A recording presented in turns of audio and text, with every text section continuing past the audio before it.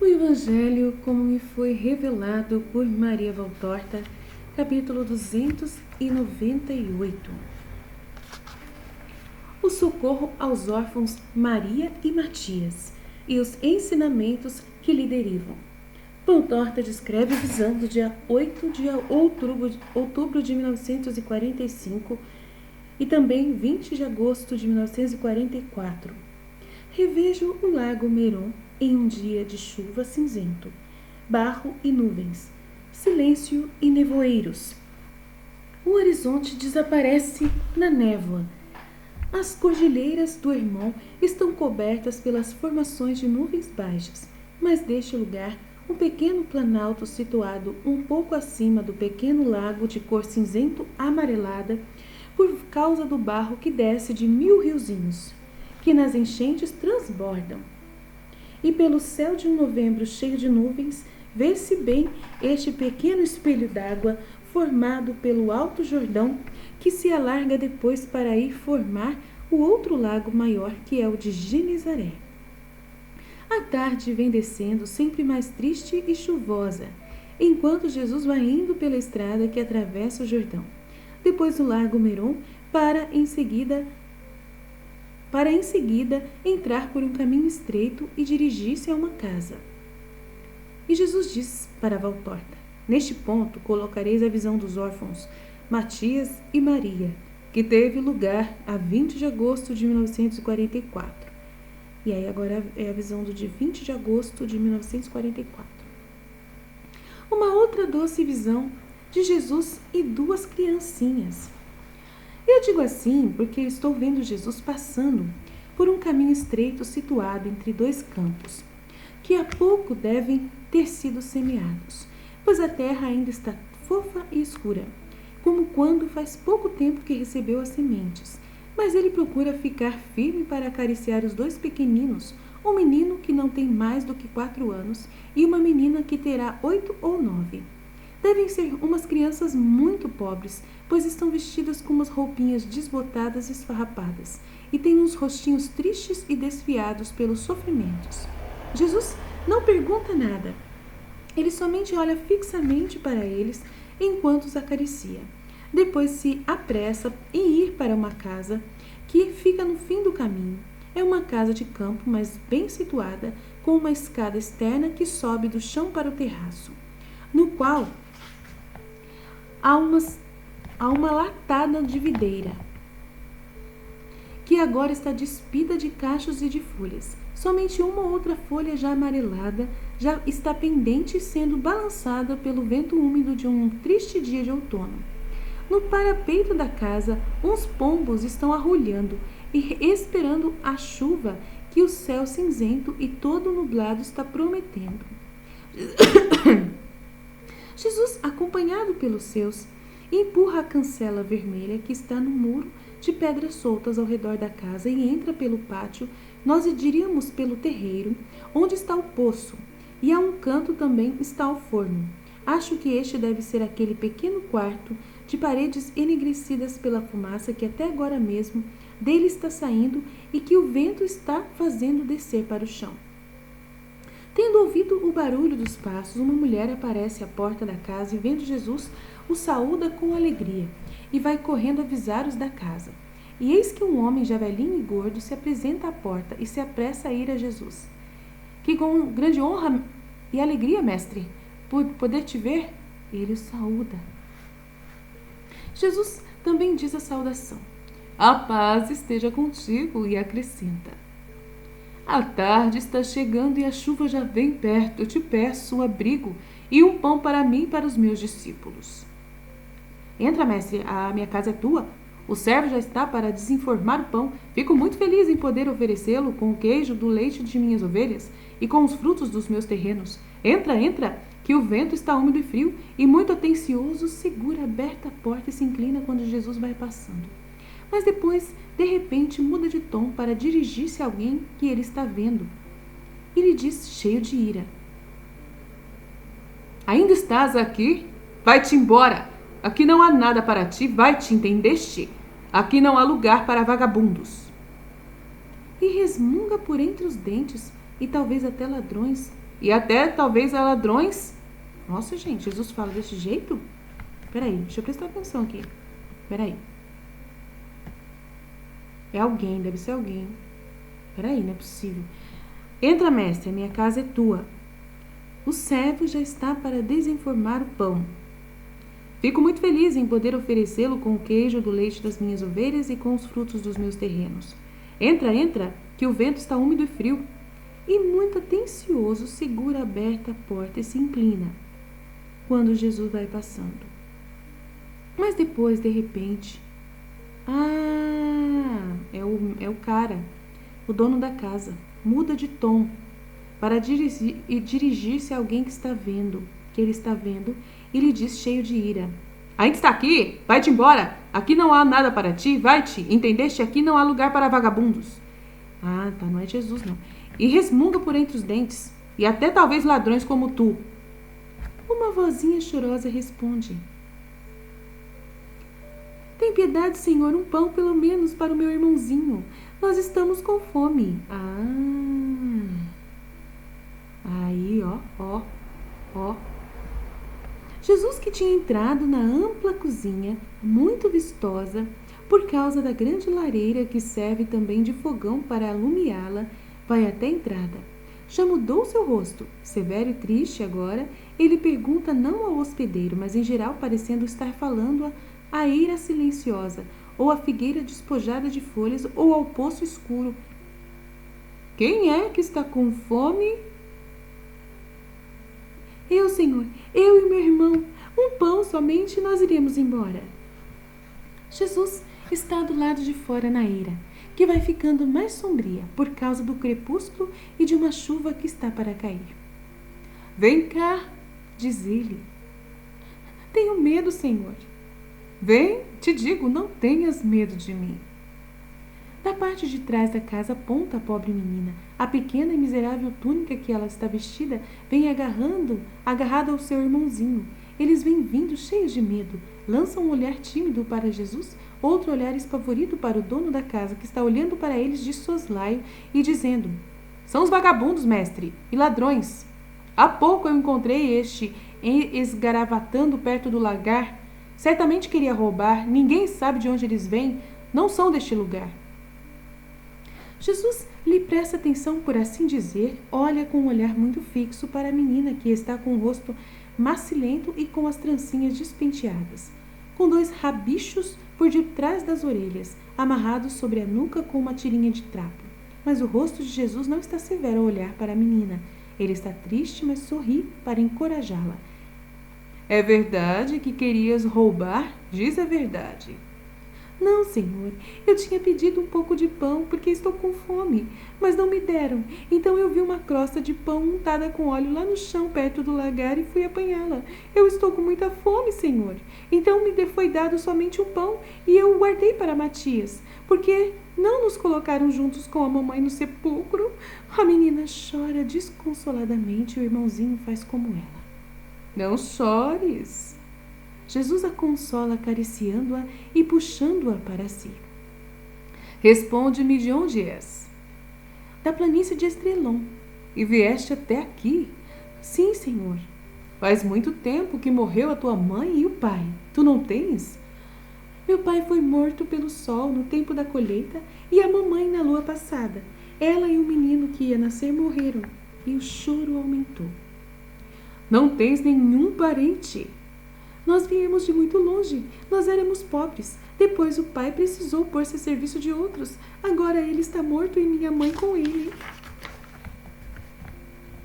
Quem era o patrão dele? O fariseu Ismael. O fariseu Ismael. Não se pode reproduzir o modo como Jesus repetiu esse nome. Vieste embora por tua vontade ou foi ele que te mandou? Ele me mandou, Senhor. Ele disse que vão para a estrada os cães esfaimiados. E tu, Jacó, por que não deste pão a estas crianças? Um pão, um pouco de leite e um punhado de feno para se deitarem nele, nessa canseira em que estão? Mas, mestre, o pão que eu tenho é a conta para mim. O leite é pouco. E tê-los em casa Esses aí são uns animais vadios. Se fizermos cara boa para eles nunca mais vão embora. Então, estão te faltando lugar e alimento para estes 2 infelizes. Pode dizer isso sem mentir, Jacó.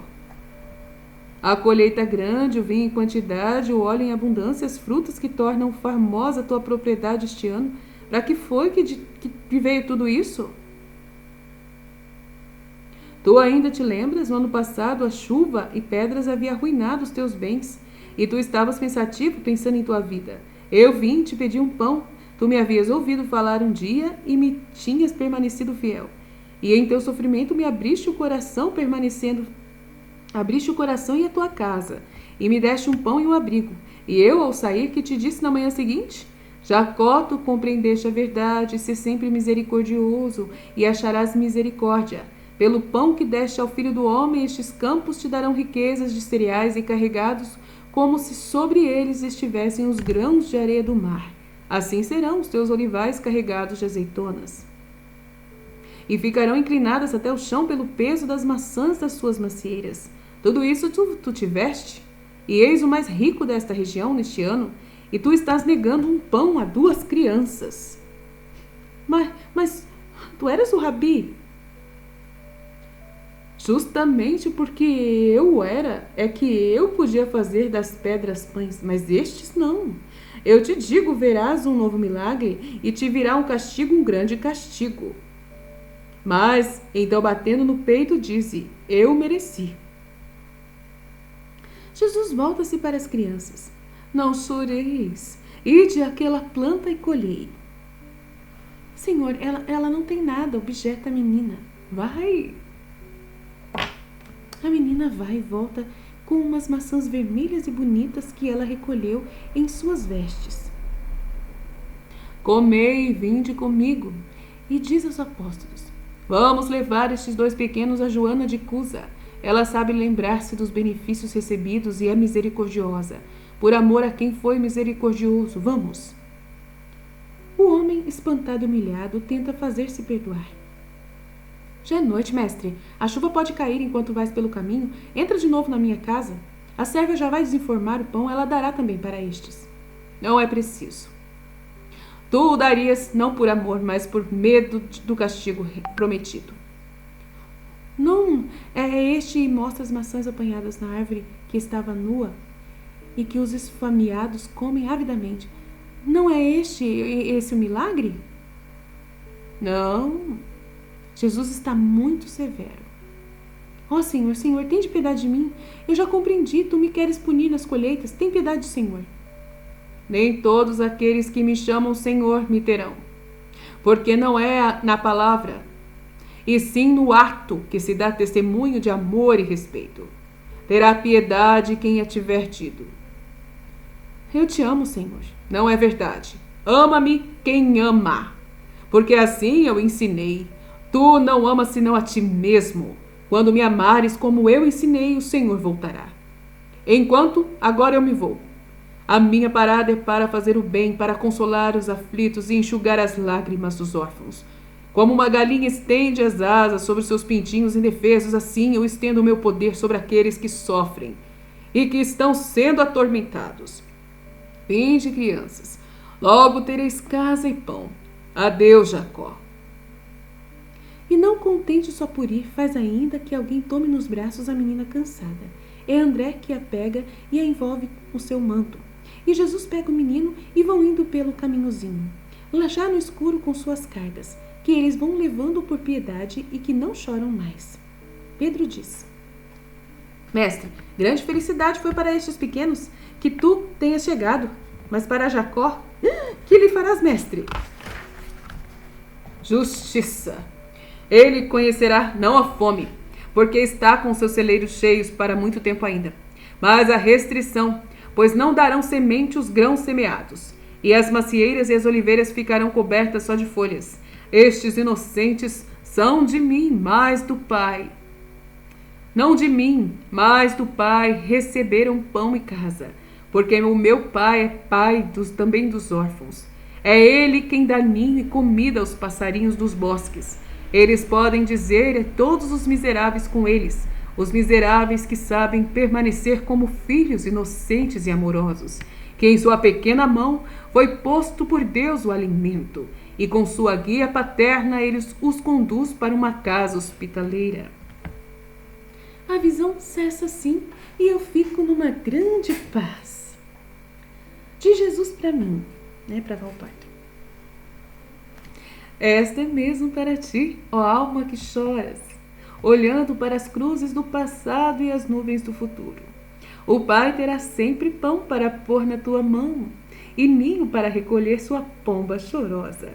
Para todos é o ensinamento de que eu sei ser o Senhor, com justiça, mas não se me engana, nem se me adula, com uma saudação mentirosa e com interesses. Aquele que fecha o coração para o seu irmão, fecha o coração para Deus e Deus para ele. É o primeiro dos mandamentos, ó homem, amor e amor. Quem não ama, mente ao dizer-se cristão. É inútil a frequência aos sacramentos e aos ritos, inútil a oração se falta a verdadeira caridade. Tornam-se fórmulas e até sacrilégios. Como podeis ir ao pão eterno e matar com ele vossa fome, quando negaste pão ao faminto? Será mais precioso o vosso pão do que o meu? Será mais santo, hipócritas? Eu não uso de uma medida ao entregar-me a vossa miséria. E vós que sois miséria, não tendes piedade das misérias que são aos olhos de Deus, não odiosas como as vossas. Porque aquelas são desventuras e as vossas são pecado. Muitas e muitas vezes me dizeis, Senhor, Senhor, a fim de me tornardes benigno para com os vossos interesses mundanos. Mas não dizeis por amor realmente ao próximo e a mim. Vós não fazeis nada em nome do Senhor pelo próximo.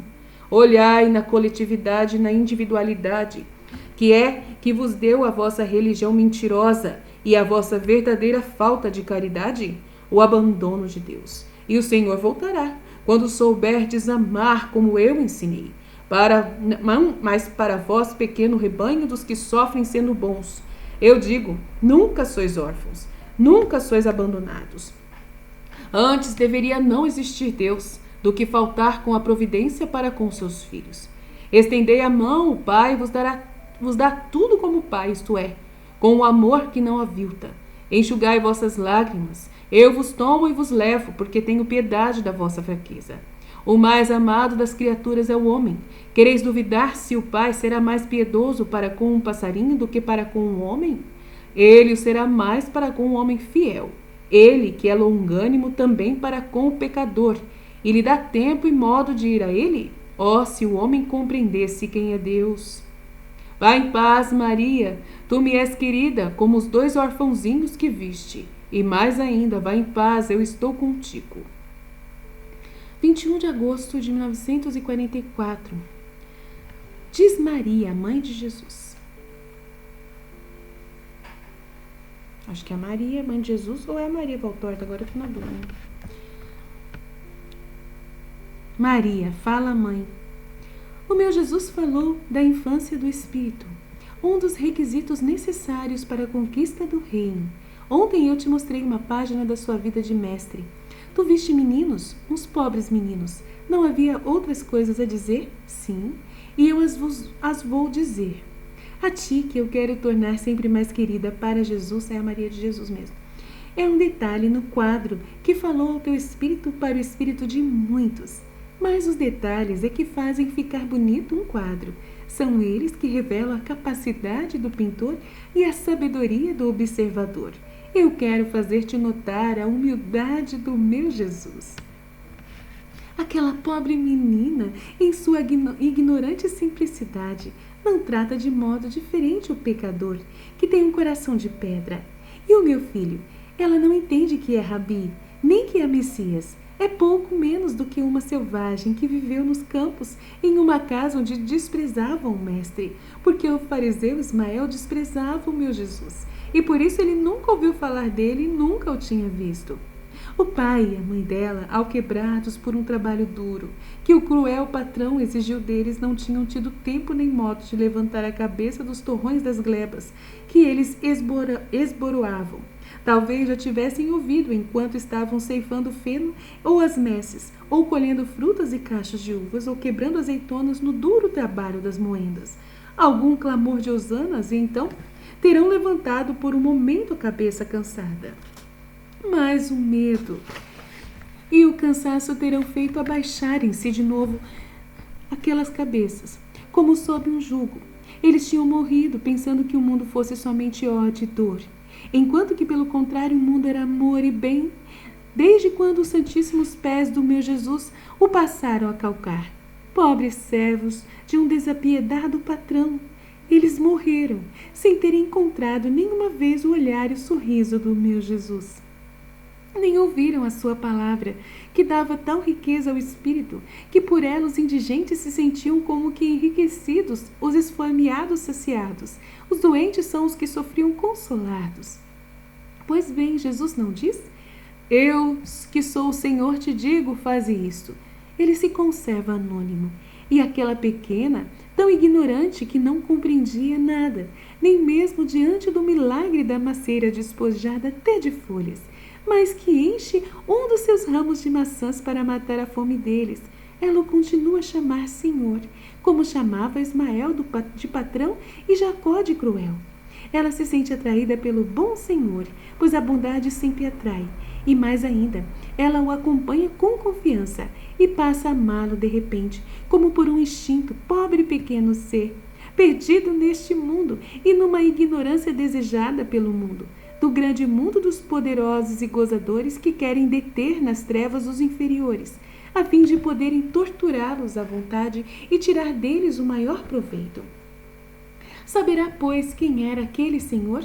Que pobre como ela, sem casas nem alimentos, sem mãe, pois tudo havia deixado por amor aos homens, até daquela migalha de homem que era ela.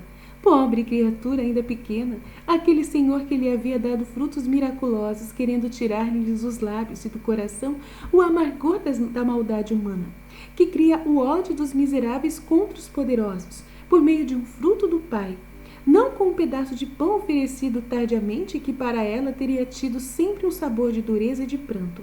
Verdadeiramente aquelas maçãs recordavam a do paraíso terrestre, um fruto que apareceu no ramo para um bem e para o mal. Teria significado a redenção de todas as misérias, e antes de todas, a da ignorância de Deus para os dois orfãozinhos, e significado o castigo para aquele que, conhecendo já a verdade, tinha agido como se não a conhecesse. Saberá, pois, de boa mulher que a acolheu em nome de Jesus, quem era Jesus, que para ela foi muitas vezes Salvador. Salvador da fome, das intempéries, dos perigos do mundo e da culpa original.